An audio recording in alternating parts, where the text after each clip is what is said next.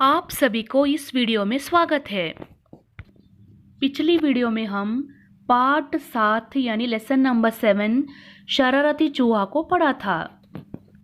इस वीडियो में हम पाठ के संबंधित शब्दार्थ यानी मीनिंग्स, रिक्त स्थानों को पूर्ति कीजिए यानी फिल इन द ब्लैंक्स, निम्नलिखित प्रश्नों को उत्तर दीजिए यानी आंसर द फॉलोइंग क्वेश्चंस, किसने किसको कहा यानी हु सेड टू होम, और अपने वाक्यों में प्रयोग करो यानी ओन सेंटेंस को पढ़ेंगे। पहले हम शब्दार्थ को पढ़ेंगे। शब्दार्थ में पहले आता है महत्व। महत्व का मतलब है खूबी, इम्पोर्टेंस। महत्व का मतलब है खूबी, इम्पोर्टेंस। अभी दूसरा आता है शरारती। शरारती यानी नटखट, नॉटी। शरारती का मतलब क्या है? नटखट, नॉटी। अभी तीसरा आता है हरकत। हरकत यानी शरारत, मिस्चीफ। हरकत का मतलब है शरारत, मिस्चीफ। चौथा आता है मौका। मौका यानी अवसर, चांस। मौका का मतलब क्या है? अवसर, चांस। आखिर में आता है सेना। सेना यानी फौज, यानी आर्मी। सेना का मतलब क्या है? फौज, आर्मी। अभी हम स्वाध्याय को पढ़ेंगे। स्वाध्याय यानी एक्सरसाइज को पढ़ेंगे। उसमें पहले आता है पाठ के आधार पर रिक्त स्थानों को पूर्ति कीजिए यानी fill in the blanks with the words from the lesson. Fill in the blanks में पहले आता है चूहा बड़ा डैश भी था। चूहा बड़ा डैश भी था। चूहा बड़ा चालाक भी था। क्या था चूहा? चूहा बड़ा चालाक भी था। दूसरा आता है चूहा डैश घूमने गया। चूहा डैश घूमने गया। चूहा शहर घूमने गया। चूहा शहर घूमने गया। अभी तीसरा आता है डैश देखकर चूहा कपड़े की दुकान में घुस गया। क्या है? डैश देखकर चूहा कपड़े की दुकान में घुस गया। मौका देखकर चूहा कपड़े की दुकान में घुस गया। मौका देखकर चूहा कपड़े की दुकान में घुस गया। पहला फिल इन द ब्लैंक्स का आंसर है चालाक। अभी दूसरे का आंसर है शहर। अभी तीसरे का आंसर क्या है? तीसरे का आंसर है मौका।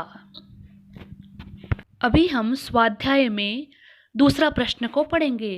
दूसरा प्रश्न में आता है निम्नलिखित प्रश्नों के उत्तर दीजिए यानी आंसर द फॉलोइंग क्वेश्चंस। उसमें पहले आता है चूहा कैसा था? चूहा नटखट और चालाक भी था। चूहा कैसा था?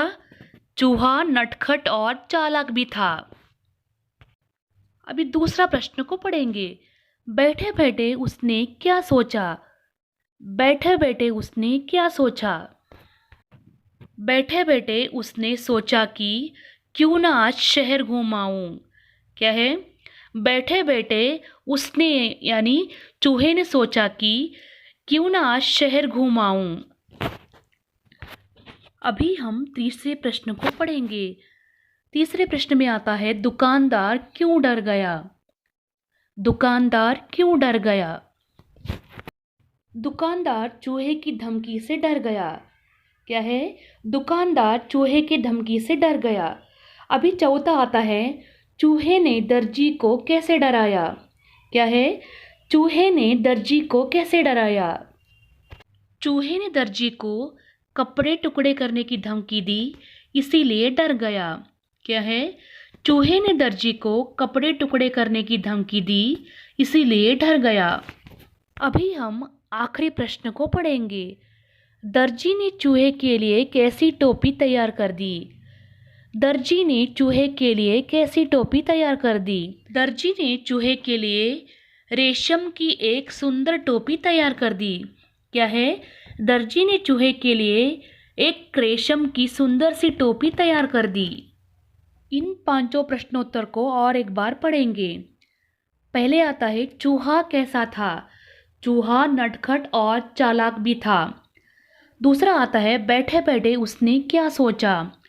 बैठे बैठे उसने सोचा कि क्यों ना आज शहर घूम आऊं। अभी तीसरा आता है दुकानदार क्यों डर गया? दुकानदार चूहे की धमकी से डर गया। अभी चौथा आता है, चूहे ने दर्जी को कैसे डराया। चूहे ने दर्जी को कपड़े टुकड़े करने की धमकी दी, इसलिए डर गया। आखिर में आता है, दर्जी ने चूहे के लिए कैसी टोपी तैयार कर दी। दर्जी ने चूहे के लिए रेशम की एक सुंदर टोपी तैयार कर दी। अभी हम प्रश्न 3 यानी किसने किसको कहा यानी हु सेड टू हुम को पढ़ेंगे।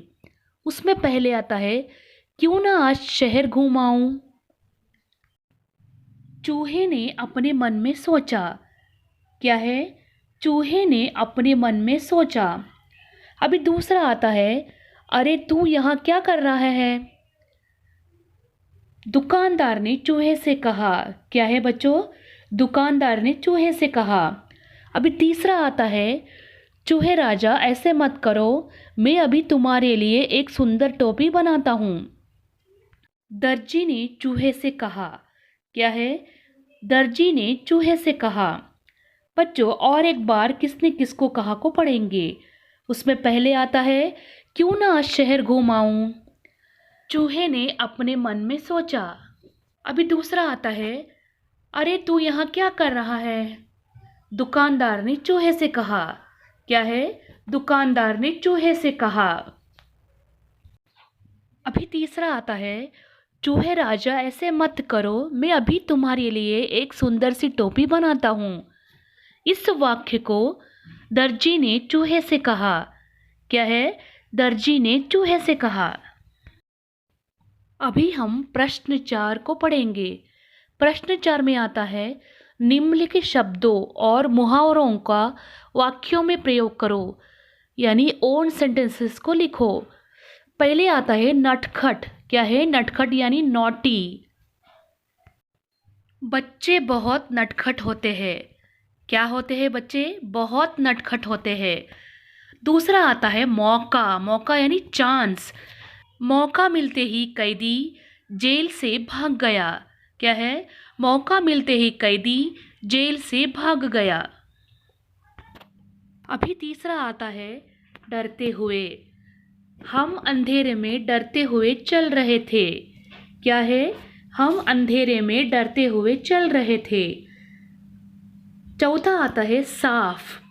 साफ यानी मेरी माँ ने मुझे बारिश में जाने से साफ मना कर दिया। साफ मतलब बिल्कुल नहीं। ऐसे साफ का मतलब क्या है? बिल्कुल नहीं। मेरे माँ ने मुझे बारिश में जाने से साफ मना कर दिया। आखिर में आता है गुस्सा आना। गुस्सा आना मानव का सहज स्वभाव है। क्या है? गुस्सा आना मानव का सहज स्वभाव है। और एक बार ओन सेंटेंसेस को पढ़ेंगे। पहले आता है नटखट। बच्चे बहुत नटखट होते हैं। दूसरा आता है मौका। मौका मिलते ही कैदी जेल से भाग गया। अभी तीसरा आता है डरते हुए। हम अंधेरे में डरते हुए चल रहे थे। चौथा आता है साफ। मेरी माँ ने मुझे बारिश में जाने से साफ मना कर दिया। अभी पांचवा आता है गुस्सा आना। गुस्सा आना मानव का सहज स्वभाव है। अभी हम व्याकरण विभाग को शुरू करेंगे। व्याकरण विभाग में पहला प्रश्न है, निम्नलिखित वाक्यों में क्रियाओं को अधोरेखांकित कीजिए यानी underline the verbs in the following sentences. उसमें पहले आता है सुमन रात को आएगी। इधर क्रियापद कौन सा है यानी वर्ब कौन सा है? इधर वर्ब है आएगी। सुमन रात को आएगी। इधर अंडरलाइन आएगी को करना चाहिए। अभी दूसरा आता है वह कलम से लिख रहा है। इधर कौन सा वर्ब है? इधर लिख ये क्रियापद है। वह कलम से लिख रहा है। लिख को हमें अंडरलाइन करना चाहिए। अभी तीसरा आता है पुलिस चोर को मारती है। इधर वर्ब कौन सा है? इधर वर्ब मारती है, इसीलिए हमें मारती को अंडरलाइन करना चाहिए। ग्रामर पार्ट में दूसरा प्रश्न है, नीचे दिए गए वाक्यों के रिक्त स्थानों में उचित कारक चिन्ह का प्रयोग कीजिए, यानी fill in the blanks using suitable cases. कारक चिन्ह का मतलब है ने, को, से, के लिए, में, द्वारा, का, की आदि कारक चिन्ह कहते हैं। इसको सही जगह पर प्रयोग करना चाहिए। उसमें पहले आता है आदमी जानवर डैश मारता है। आदमी जानवर को मारता है। इधर कारक चिन्ह कौन सा है? को है। अभी दूसरा आता है लड़की कलम डैश कागज पर लिखती है। लड़की कलम से कागज पर लिखती है। इधर कारक चिन्ह कौन सा है? इधर कारक चिन्ह है से। अभी हम तीसरे प्रश्न को पढ़ेंगे। मैंने इशारे डैश उत्तर दिया। मैंने इशारे में उत्तर दिया। इधर कारक चिन्ह कौन सा है? में। मैंने इशारे में उत्तर दिया। अभी चौथा आता है कुएं डैश काफ़ी पानी है। कुएं में काफ़ी पानी है। में इधर कारक चिन्ह है। क्या है? कुएं में काफ़ी पानी है। प्रश्न से हमारा यह पाठ समाप्त होता है। धन्यवाद।